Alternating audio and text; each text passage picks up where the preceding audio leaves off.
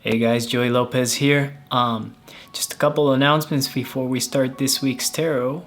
I am no longer doing tropical astrology. I am switching all my services over to Vedic astrology. However, I will not be delivering any type of birth chart in Vedic astrology because I am not qualified to do it.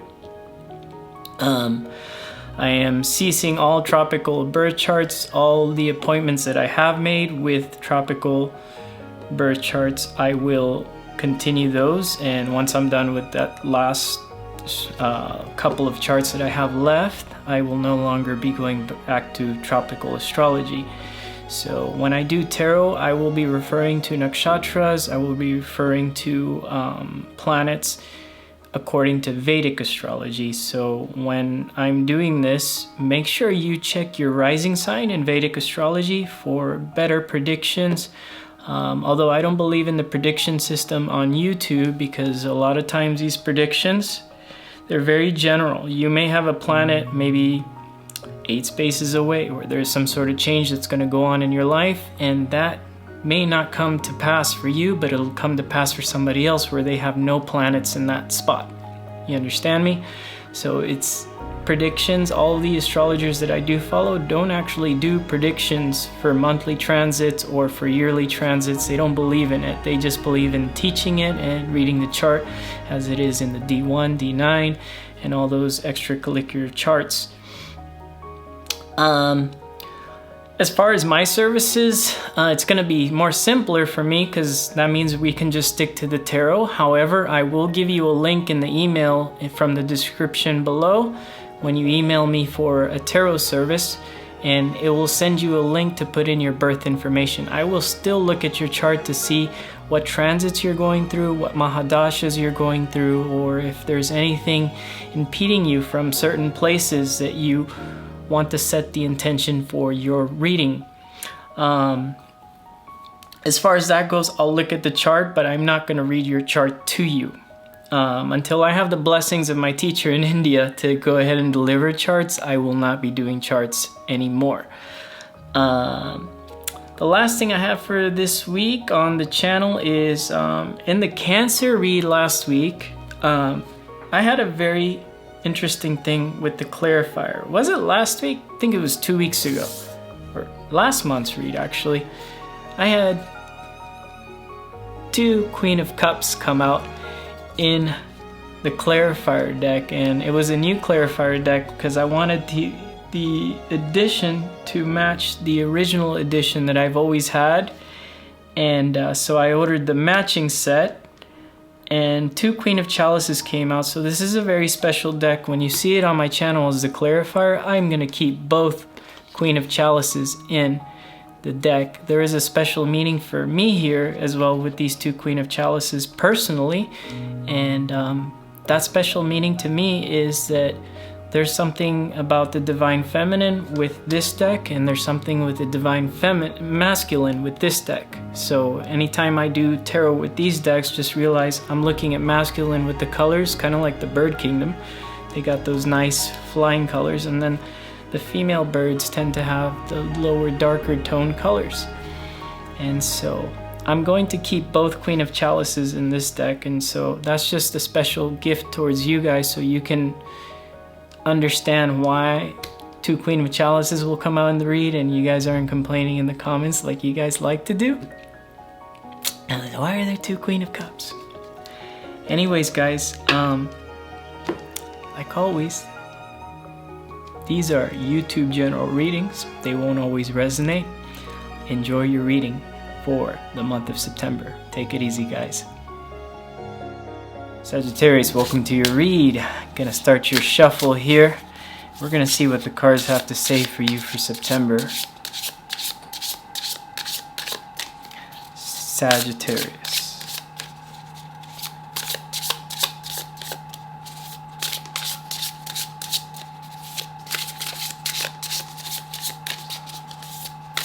Sorry about the air conditioner. It's really hot. I choose to do tarot alive and not drowning in sweat. Alright. Let's see what you got going on for September, Sagittarius. Well, the Queen of Wands, that is certainly a Saggy card. And that makes me feel like Saggy.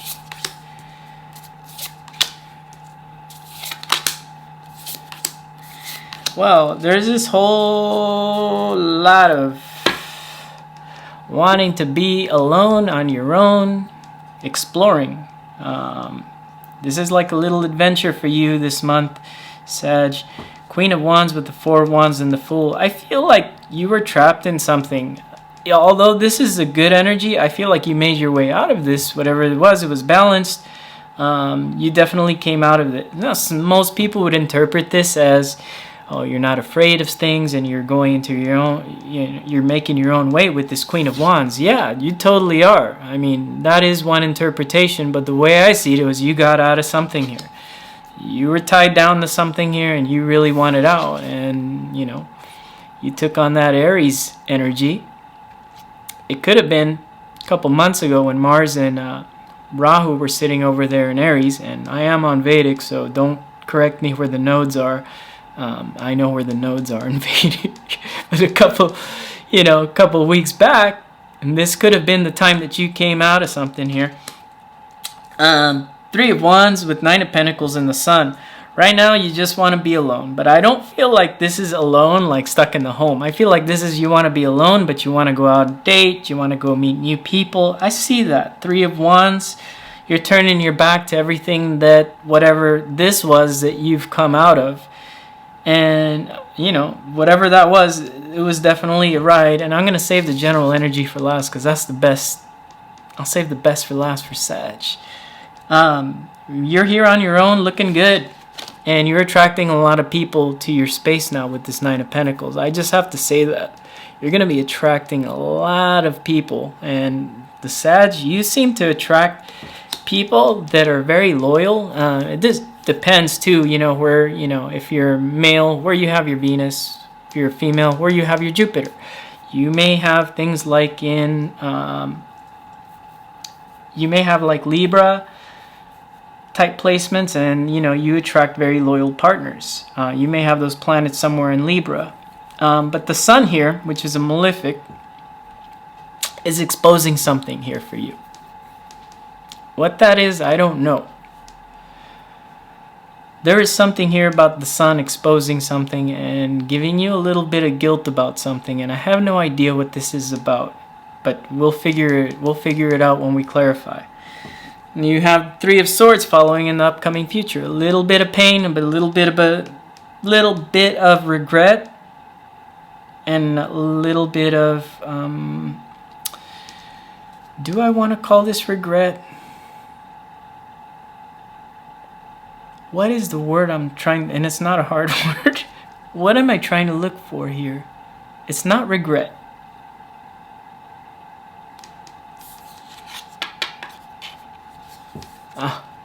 It's a little bit of guilt. That's what I was looking for, guilt. You're feeling a little guilty about something here. I'm no idea what this is here. You have the Ten of Pentacles with the Lovers, and the Lovers at the end. Intuitively, I'm reading this as you going back to something, and I don't think it was this what you were trapped in, because I'm feeling like there is a whole lot of energies here. You have a whole slew of things going on. And although we don't have court cards except for Queen of Wands, I feel like this may have been due to like maybe some promiscuity stuff going on here, just on your own. And because I did pick that up in the middle of the read that you're attracting a lot of suitors. And I'm not calling you a hoe, I'm not calling you a slut, I'm not calling you a bastard. I'm just saying that there's something here that maybe you kind of revolve back around into. I'm not sure what that is. And then I wanted to save this card for last with the Two of Wands here. There is a decision.